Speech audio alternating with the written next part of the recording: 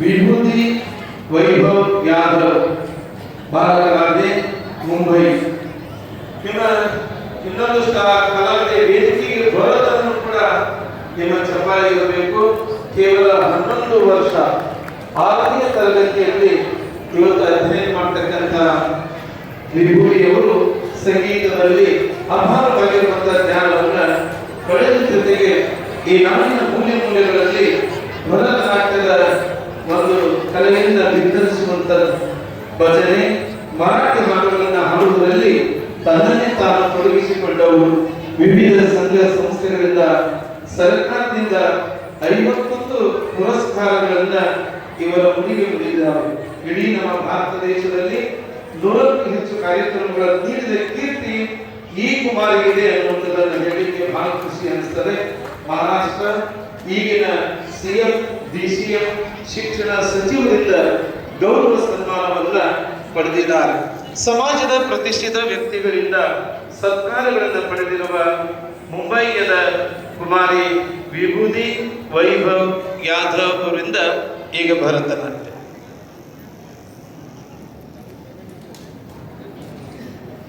ಇದನ್ನ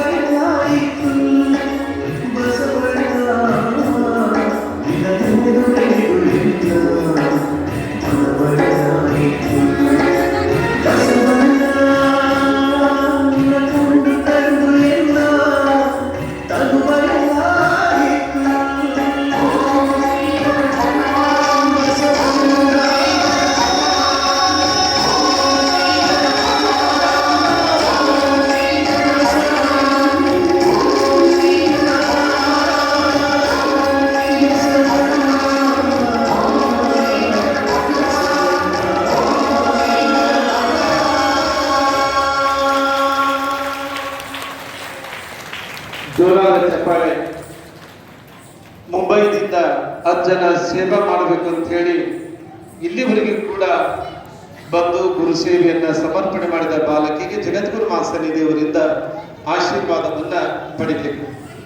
ಆತ್ಮೀಯ ಬಂಧುಗಳೇ, ಉಭಯ ಗುರುವರರ ಜಾತ್ರಾ ಮಹೋತ್ಸವದ ಅಂಗವಾಗಿ ಸಾಗಿಕೊಂಡು ಬಂದಿರತಕ್ಕಂಥ 4ನೇ ದಿನದ ಈ ಕಾರ್ಯಕ್ರಮ, 4ನೇ ದಿನದ ಈ ಕಾರ್ಯಕ್ರಮದ ಶಿವಾನುಭವ ಗೋಷ್ಠಿಯ ದಿವ್ಯ ಸನ್ನಿಧಾನವನ್ನು ಕರ್ಮಿಸಿದ ಶ್ರೀಮನ್ ಮಹಾರಾಜ ನಿರಂಜನ ಜಗದ್ಗುರು ತೋಂಟದ ಡಾಕ್ಟರ್ ಸಿದ್ದರಾಮ ಮಹಾಸ್ವಾಮಿಗಳು ತೋಂಟದಾರೆ ಸಂಸ್ಥಾನ ಮಠ ಡಂಬಳಗದ ಯಡಿಯೂರು ಪರಮ ಪೂಜ್ಯರನ್ನ ಜಾತ್ರಾ ಮಹೋತ್ಸವದ ಪರವಾಗಿ, ಶ್ರೀಮಠದ ಗುರುಬಂಧುಗಳ ಪರವಾಗಿ, ಶ್ರೀಮಠದ ಭಕ್ತರ ಪರವಾಗಿ ಅತ್ಯಂತ ಕೋಟಿ ಕೋಟಿ ಭಕ್ತಿಯ ಶರಣಾರ್ಥಿಗಳನ್ನ ಸಮರ್ಪಣೆ ಮಾಡೋದ್ರ ಮೂಲಕವಾಗಿ ಜಗದ್ಗುರು ಮಹಾಸನ್ನಿಧಿಯವರನ್ನ ಈ ಸಭೆಗೆ ನಾನು ಸ್ವಾಗತವನ್ನ ಬಯಸ್ತಾ ಇದ್ದೇನೆ.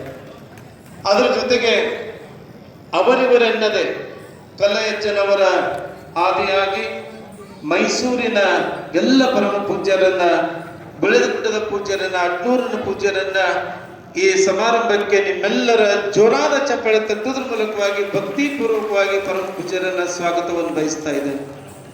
ಅದರ ಜೊತೆಗೆ ವೇದಿಕೆಯ ಎಡಭಾಗದಲ್ಲಿ